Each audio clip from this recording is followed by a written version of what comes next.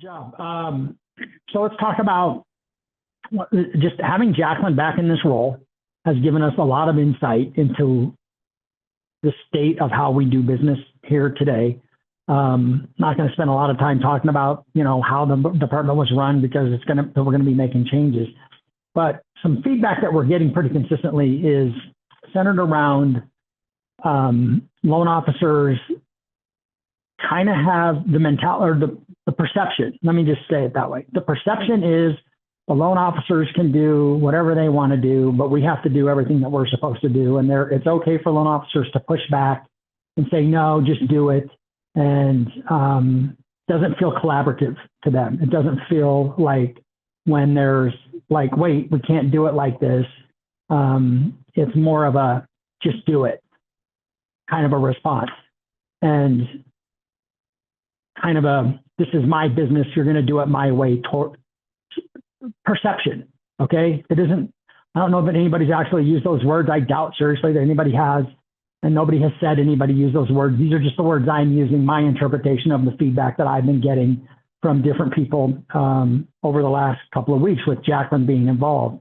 And it seems like what took place during the last operations tenure was either I wasn't getting the communication because I wasn't made aware of this is what the perception had grown to. But when I did hear that was what the feedback she was giving to the operations team about dealing with any issues that felt like they needed to be addressed. And when you have an environment, I've been doing this for a long time, and anytime we have this operations sales clash, I hate using that word clash, but maybe differences of opinion. I'm really going to ask Mike for his feedback with all of his experience in a role similar to mine is it becomes us versus them. It becomes very, very uncollaborative where the operations team can start to feel like, okay, this is not my company. I just work here and I have to do what everybody else says. And my opinion doesn't matter. And it's not, even though it's our company. Right. And it's not, we don't want to, obviously we don't want to work in an environment like that. I think without a strong person in that role to be able to stand up and go like, no, we can't do this. And without people having a collaborative approach to make sure that this can work, whatever it is that we're talking about, you're going to have a culture that gets really fractured and where people feel like they're not part of the team and they're just a cog in the wheel. And I don't want anybody to feel like that. I know that you guys don't want anybody to feel like that.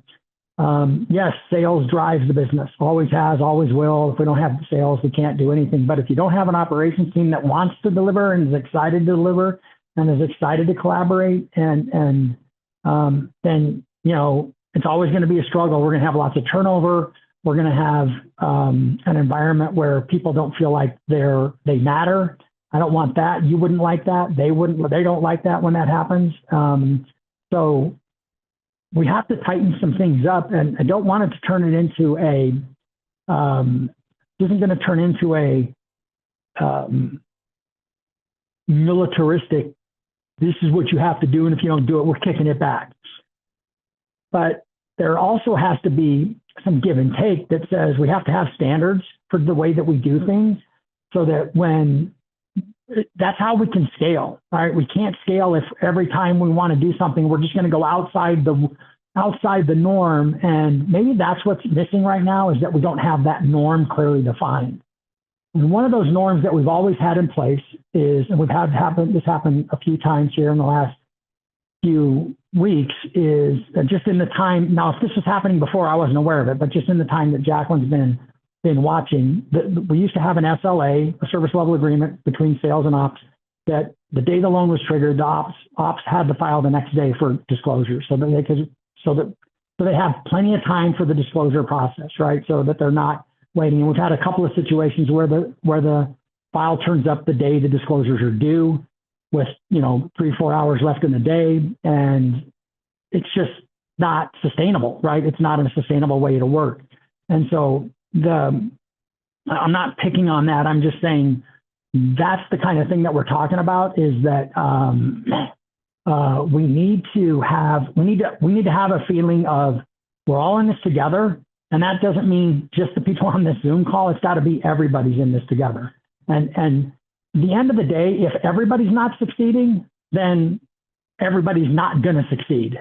It's really that simple. And that's, I mean, I don't know about you guys, but I don't want to work in an environment where just a few people win and everybody else just has to take what we dish out. And believe me, I was one of those bam, bam, bam, pound my fist on the desk loan officers before I got into a role like this. And then I realized, oh shit, there's a lot of stuff going on here that it all has to work together, and it all has to work at a really high level. I don't have any edict today that I'm going to like lay down for you that says from now on, this is how this just has to be. But a simple thing like, okay, let's get back to a 24-hour standard on trigger to turnover. And let's make sure that that's what we're hitting, and plan your day accordingly. Because if you want them, Ryan and I have talked about this a little bit lately, is that we all have this, because we're a little smaller company and we can just walk over there and ask Kelly a question, it becomes a crutch, right? It becomes a crutch that was like, well, I'll just go around that and I'll just ask, I'll do this and I'll do that. And it becomes a crutch, and that's not a sustainable business practice if you want to scale anything. And so now that all that being said, Jay, what you had happens, that stuff happens, right? We have last minute, oh shit, this guy's getting more money out of his 1031 than he needs, and how are we going to address that? Well, what you saw yesterday was a bunch of people pulling together, and I guarantee you, Jay, I guarantee you that the level of cooperation that you experienced had a lot to do with that approach, which is, what could I have done better here? How could I have fixed it? How could I have prevented that from happening? I don't hear that enough. I don't hear that enough here. What I usually hear is, if I hear it, it sounds like this. Yeah, I could have done this and I could have done that, but, and then they follow up with what everybody else could have and should have done. But what it all starts with you, and when you have an environment like that, then everybody's going to do the same thing. You can't control what everybody else does. You can control what you do. And that's what I'm going to ask from everybody, is that level of cooperation. Like, I'm going to control what I can do. I'm going to ask that question. I love that. WCIDB. What could I do better? At the end of the day, every time you have a file and something comes up like that, ask yourself that question. What could I do better? Because that's how we're going to get better. And then we have to start making sure that whenever there's a breakdown, at any point in the process, we have to be willing to step back and go like, okay, well, that's a learning experience. How do we get better from this? And how do we make sure that never happens again? I'm rambling on and on. Mike, go ahead, buddy. I mean, I'm preaching, and I hate doing that, but go ahead. Yeah. You've been in a lot bigger operations, and you know what happens. I mean, we've been at this level for such a long time. We've got to break through, and feels like we get to a level and then we pull back. And maybe this is one of those constraints that we have to address as a team. It's something that exists everywhere, always has.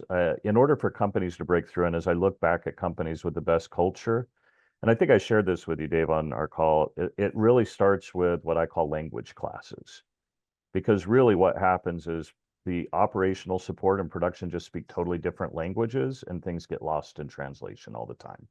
And it's just kind of understanding, right? If the best operations people, I like to, my jokes are like, they're kind of like Rain Man. It's like, oh, definitely outside the box. Definitely not 2:00, 2:02, not 2:00, definitely a problem, and they seriously have like physical stress sometimes when it's like things are not inside the box, when they're not perfectly organized, right? Salespeople live in nebulous world. There is no such thing as a guideline or a boundary. You're my Marines, right? Improvise, adapt, overcome. Come back and say, well, they said no. I'm like, don't take no for an answer. Get back out there, you pansy, right? Like, and so you have these people who are out there getting the business so that the rest of us parasites can exist. And then you come back home after winning the food for us to eat, and you're the same way. And I was like, gosh, why will they not take no for an answer, right? And I think it starts with kind of some of those understandings, and then learning how to communicate the information and what people really mean when they say X, and how do I respond to that, right? It'd be like, Howard, did you really mean to tell me that I suck and I should go find a different job? No, and just like understanding, like, I bet you're seriously stressed. I can see, we're coming up on our, contingency deadline. I bet the agent is so far up your ass, they're looking at your own eyes. Like, I get it. So what can we do? And I think when you start to have those language classes and those conversations, that's where you build the culture. Otherwise, everything else, SLAs and everything else become a sword or a shield. And either it's like, nope, I got more time, leave me alone, or hey, you screwed up. And I think that if you really want to break through, that's what takes to happen so that you truly are like, I just want you to be successful, no matter which side of that equation you're looking at. So, yeah, there's not much really more to add there, Dave. That's just where it all starts. But it's something that exists at every company I've ever been at in 35 years. Until we break down that language and learn how to communicate that stuff so that you can go through the evolutionary process of what that culture looks like and weed out who your problem support staff are and who your problem originating staff are. And then as a company, the hard part becomes, okay, now that you've weeded out who the problem people are you willing to eliminate those individuals so that you can truly break through? That's powerful. I think that's a really good point, though. You bring up the communication. I think that's another area that we have an opportunity where I would encourage loan officers to, I mean, I know that most of you like working from home. Spending time, FaceTime with these people make a huge difference. I'll tell you something that I heard from Lauren the other day in processing that I thought was really, really telling. And now all we're doing is brain wearing. What Lauren said to me was really interesting, though. She goes, you know what? I love working with Jay. He's really actually the only loan officer that's taken the time to get to know me. And I don't know who has used Lauren as a processor, but that's sad, right? That's sad that that's her feeling about her experience working here. And I think for the most part, Lauren's doing a pretty good job. Jacqueline's spending a lot of time with her. I think she's gotten a little bit of a bad rap here and there, but Jacqueline's like, actually, Lauren's pretty smart. And she seems like she knows what she's doing. But the fact that people are just human beings, guys. I mean, at the end of the day, you're a human being, they're a human being. They want to be heard and seen and valued just like you do. And yeah, we expect a lot from you. And that what makes a good loan officer is not taking no for an answer. Ryan and I had that experience last week with one of his deals at a non-QM guy or at a non-Del lender where I just like, no, that's not right. But anyway, I just think this is an awareness conversation that I want to bring to everybody's attention. Get your butt in the office, spend some time with these people, and get to spend some time getting to know them. And then be willing to communicate more effectively with each other. And let's look for the solutions that we can build this team that we want to build that gives us the opportunity to break through these barriers that we've hit in the past. We've hit our ceiling up against a level of production that we don't get past. It seems like we get stuck, and then that's where we stop, and we don't want to do that, right? We have an opportunity to control, to act instead of being acted upon. But it's going to take all of us, and it really takes, you guys are the leaders, and it starts with you, because they definitely feel like they're in a more subservient position, and they always will. And you have to take that into consideration. So that's my feedback. Does anybody have anything they would like to add? And then we can talk about what might. Just understand it's a different language. Pretend like it's Russian, right? Whatever you think you're communicating, 10% of it's getting through, and vice versa. It's literally a different language you have to practice.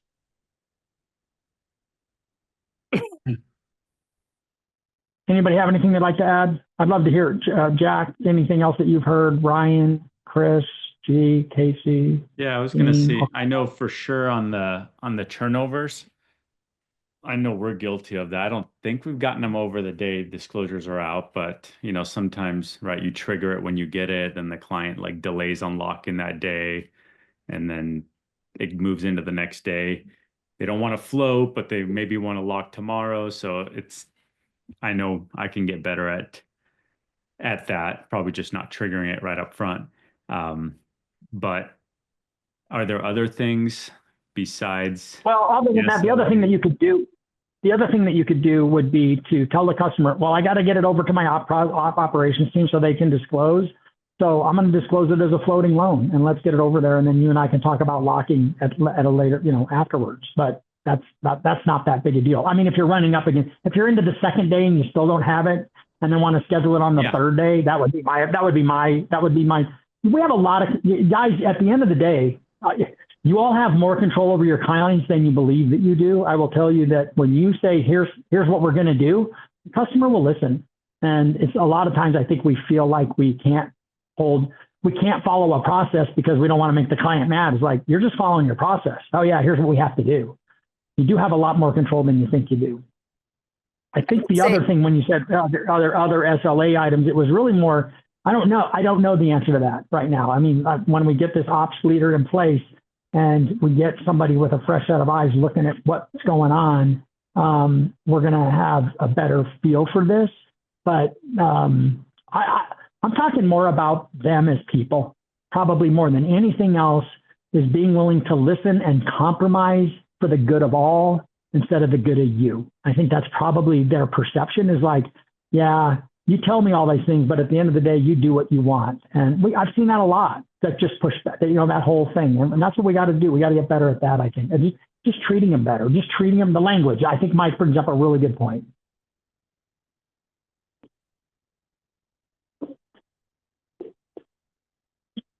Nothing? All right, Mike, you want to talk a little bit more about, thanks you guys. I appreciate you listening. I hate being a preacher, but I want to get to the next level, and I'm tired of being stuck at this level. I'm sure you all are tired of us being stuck at this level.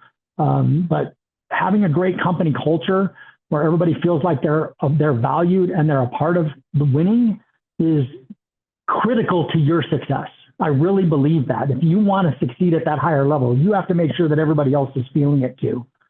And that's as much on you as it is on all of us as a company. So we can do that. I got something. Let's have fun again. Remember that text message, Dave? Let's go back to having fun. We used to be fun.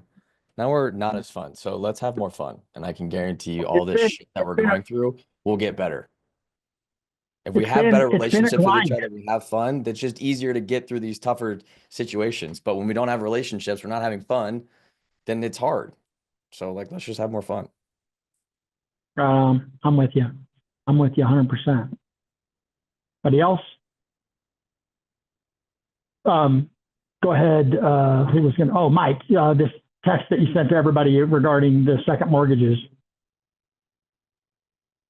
I mean, it's pretty self-explanatory. It's just wanting to share, that's just part of what I'm trying to do is when I hear things that are working and I hear excitement from various people, then I want to share that. The builders was really something pretty cool that came up. I mean, Gene and Dave, you guys know, like Caleb LeGrand, and all the work he does with builders. And so he and other people have been leveraging that with other builders. And I know you've got your mortgage company, but I've got all of these loan types. A lot of people out there are buying these things and you don't have access to them. And I know that that's the case because Jerry Kaplan, who runs Cap Markets for us, was just sitting with the Richmond American and Pulte people, Cap Markets, who run theirs. They have no interest in adding non-QM to their product line. So, yeah, and so of course we were trying to get in hey, we'll handle that for you nationwide. But anyway, I think that's pretty cool. I thought that the 1099 second to pay your taxes was pretty cool. A lot of people, it's just that kind of time of year that it would be a great touch. One of the top guys, Caleb's the top originator, but one of the other top ones did the same thing with the 1099 qualifying seconds to financial planners, and a whole bunch of financial planners hey, do you have any self-employed business people who need this? Just as ways to get in. I think a lot of it, more than anything, it's just about touches, and particularly I thought that video was really great about, he's like, yeah, I got a whole bunch of people with 2.5% to 3% rates on their firsts in my database. They're not going anywhere, but how do I touch them? How do I still create value to them so that I can get introductions and continue to grow my database and be relevant to them, rather than, I guess that's the guy that 4 years ago, 5 years ago did my mortgage and I'll never, talk to him again. So I think I just want to share stuff that I hear is all. One of the things that we're working on right now, it's not completely done, is a fixed second template in Encompass. We didn't have it built. Wasn't obviously we don't do a lot of seconds, but obviously the opportunity is there. Deep Haven has, what they tell me is a pretty strong, I'll get you the you can find it on their website, but I'll get you the PDF of of the programs, there's 10, 15, 20, 25, and 30-year fixed packages or options. There's an interest-only option for a really high-level, low CLTV environment. So that's something to think of as well. I'm not sure what the rates are like. You do get And paid. they're not sexy. I mean, but it's, you know, again, it is what it is. I mean, there's DSCR seconds to 80 cash out. You know, there's some really solid stuff out there that I think a lot of people could use. So just something to be aware On of. the fixed seconds, we have to price them in a way that you're going to get paid the same comp as you do. You have to be paid the same compensation since it's a fixed loan product as you would on a first. It's a little different than a HELOC where, you know, there's a split involved. But the the pricing, I want to just go over, make sure we're in the process of building it. So I'll let you know when you can start looking. Actually, I think you can find pricing in there. I just haven't confirmed that it's getting priced accurately in LoanPass if you're looking. But as soon as we have this template built, it should be real close to being done. So just so you know, I think you should be able to, I'm hoping that you'll be able to originate a loan like that mid to late next week at the latest, so that we have an option that you can offer, and then be a great email to send out. I mean, probably doing 2 or 3 of Bruce Larkin was in here last week, and he was saying, he goes, we're seeing a lot of action with this decent sized loans, $250,000 to $400,000 seconds that people are taking out.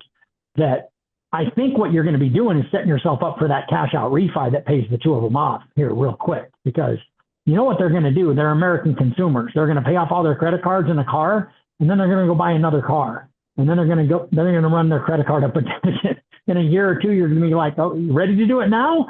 And they'll be, yeah, let's do it. And so, because their combined interest payments are or their combined monthly payment, the cash flow on those 2 monthly payments are going to be brutal. So anyway. For sure. You know, and when you're in a 10 coupon range, but they're consolidating debt in the 18 range, you know, it's still a win. You know, like we've talked about before in the non-QM space, particular people aren't as rate sensitive because they know that it's different. And so definitely have a lot of people, like you said, Dave, not only are they taking full comp, but they're actually putting their margins higher, and they're using that money to basically create a little bit of a, we won't say bank, but a way to help out on some of the other products where they're having to be a little bit more competitive. So they're actually taking their margins even higher on them because they're not having any trouble selling them. Not a bank, it's a reserve. Whatever the hell you want to call it. Yeah. We don't have point banks. We have reserves. What else? One of the contracts I got this week is with Lennar, and the realtor indicated up front that we were doing a bank statement loan, and they're like, yeah, no problem. Yeah, we can't do it. You get the full 3% seller credit, which is paying for the 3 points, and we get to keep the loan. So they don't. Lennar doesn't have a bank statement loan. Builders don't do them. Right on. Good news. All right, guys. That's it. Unless anybody has anything else. Hopefully, Giuseppe, you're in there with the Lennar telling them, hey, by the way, send all of your non-QM my way. Here's a list of all the weird products we have that you don't. As soon as I get back, if Luminate hasn't taken over Lennar yet. Well, they still need somebody to do them. We just want to buy the loans. We don't want to be the originator on them. Right on, guys. All right. Thanks, everyone. Enjoy the rest. Jacqueline, thanks again for all the hard work. Really appreciate it. Everybody really appreciates it. So thank you. Have a great day, guys.